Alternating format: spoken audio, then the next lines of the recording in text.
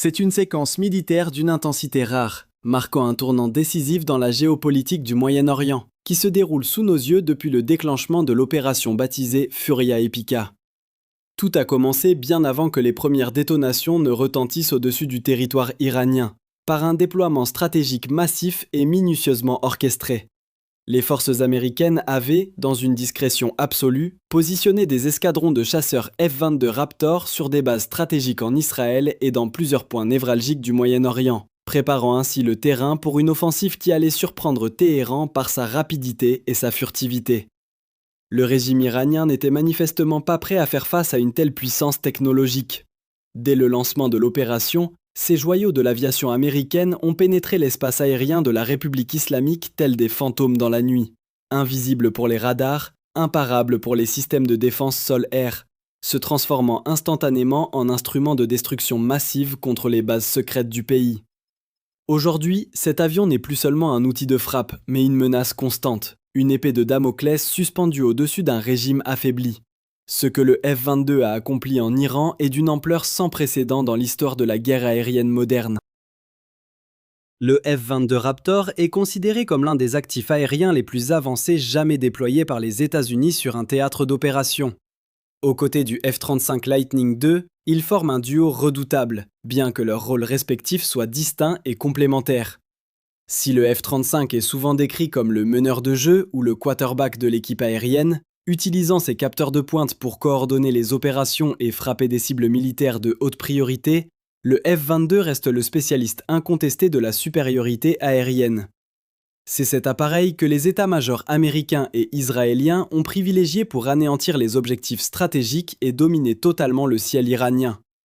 Ces chasseurs polyvalents ont systématiquement éliminé les défenses antiaériennes et les infrastructures secrètes, ouvrant ainsi des corridors sécurisés pour que d'autres unités aériennes puissent suivre et parachever le travail de démantèlement.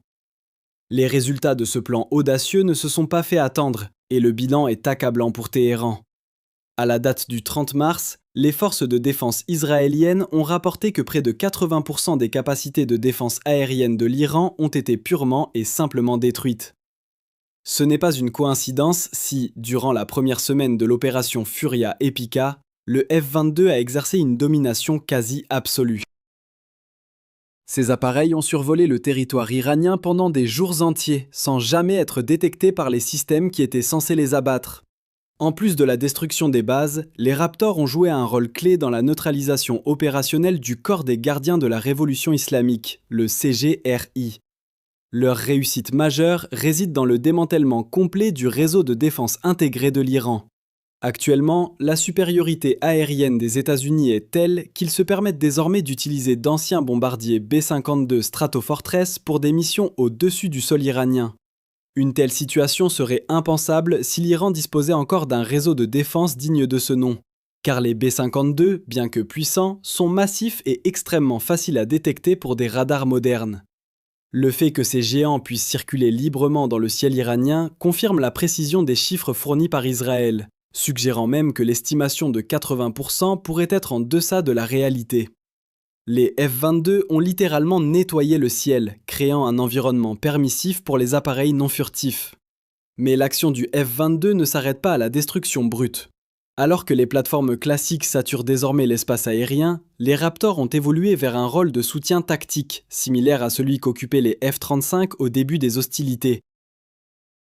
Ils patrouillent sans être vus, collectant des données cruciales de renseignement, de surveillance et de reconnaissance. Grâce à leurs capteurs passifs et actifs, ils identifient les dernières poches de résistance et transmettent ces informations en temps réel à des chasseurs plus anciens, comme les F-16, ou aux bombardiers lourds. Pour le CGRI, la situation est cauchemardesque. Ils savent que les F-22 sont là, au-dessus d'eux, mais ils sont incapables de les localiser.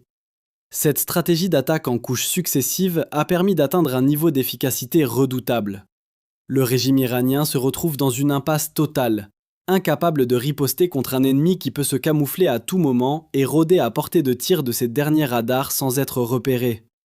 Le F-22 identifie les couloirs aériens sûrs et guide les autres aéronefs vers leurs cibles, permettant un déluge de munitions de longue portée. Le nombre de cibles traitées est d'ailleurs vertigineux. Au 29 mars, l'armée américaine affirmait avoir frappé plus de 11 000 objectifs dans le cadre de Furia Epica, et ce chiffre est appelé à croître face à l'escalade imminente. Pour les dirigeants du CGRI, l'insécurité est devenue permanente. L'avantage technologique américain se traduit par une élimination systématique des cadres du régime. Selon des informations relayées par Euronews, au 21 mars, au moins 70 hauts responsables iraniens avaient déjà perdu la vie. Parmi les victimes notables, on compte Ali Mohamed Na, porte-parole du CGRI, une figure certes moins centrale militairement, mais extrêmement visible. Plus significatif encore, dès le premier jour de l'opération, alors que les F-22 étaient à leur apogée d'activité, Mohamed Pakpour, le commandant en chef des forces terrestres du CGRI, a été tué. Depuis, la liste des pertes s'est allongée, avec des officiers des branches libanaises et palestiniennes, ainsi que l'ex-coordinateur adjoint Ali Hachemi. Smail Degan, commandant de la force aérospatiale du CGRI, a également été éliminé lors d'opérations à l'étranger. Bien qu'il soit difficile de confirmer si c'est un F-22 qui a directement pressé la détente dans chaque cas, il ne fait aucun doute que c'est la cellule de renseignement fournie par ces appareils qui a rendu ces éliminations possibles. La menace est invisible, mais omniprésente. Ce n'est pas seulement une question de puissance de feu, mais de supériorité informationnelle. Le régime aurait dû anticiper cette vulnérabilité. L'US Air Force a toujours été clair sur les capacités de cet avion, une combinaison de furtivité et de maniabilité extrême qui le rend presque impossible à engager en combat aérien.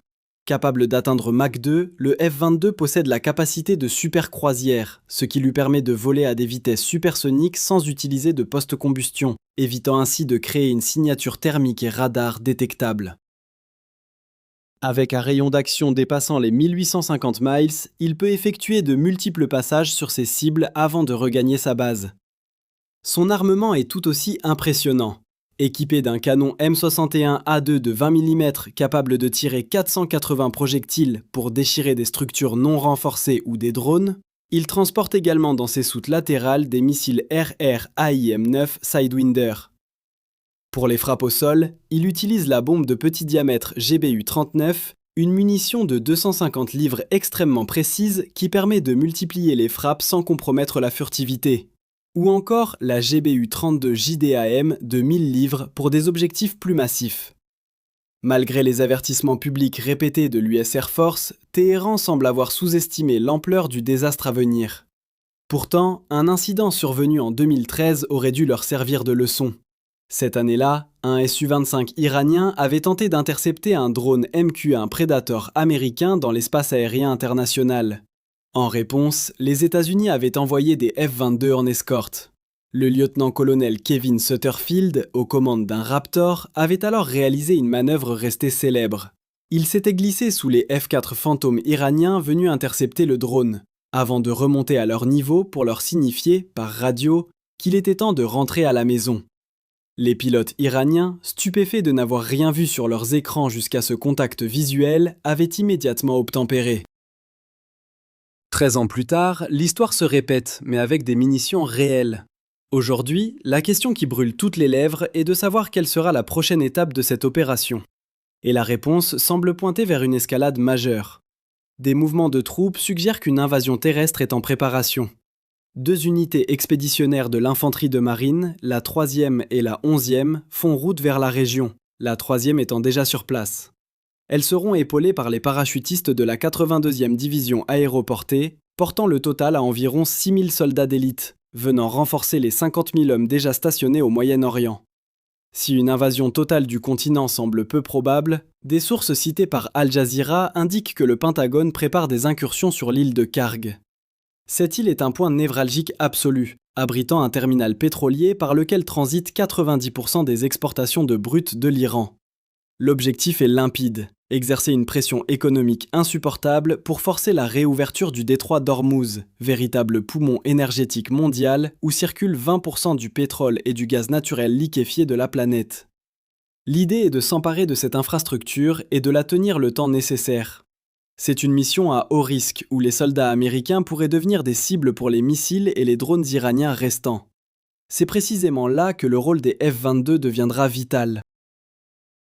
Ils devront sécuriser l'île et les côtes adjacentes, neutralisant toute menace avant qu'elles ne puissent atteindre les troupes au sol. Ils travailleront en concertation avec des hélicoptères Apache et des avions A-10 Thunderbolt II, fournissant les données de ciblage nécessaires pour dévaster les vedettes rapides et les batteries côtières du CGRI.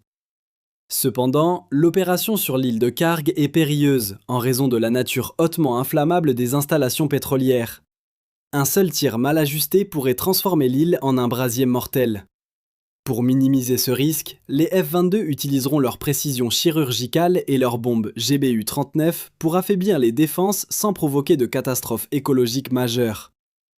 Au-delà de Kharg, un autre front pourrait s'ouvrir. Le président Donald Trump a évoqué la possibilité de frapper les usines de dessalement d'eau de l'Iran. Ce serait un tournant dramatique car l'Iran traverse sa 5e année de sécheresse extrême, avec des réservoirs remplis à seulement 10% de leur capacité.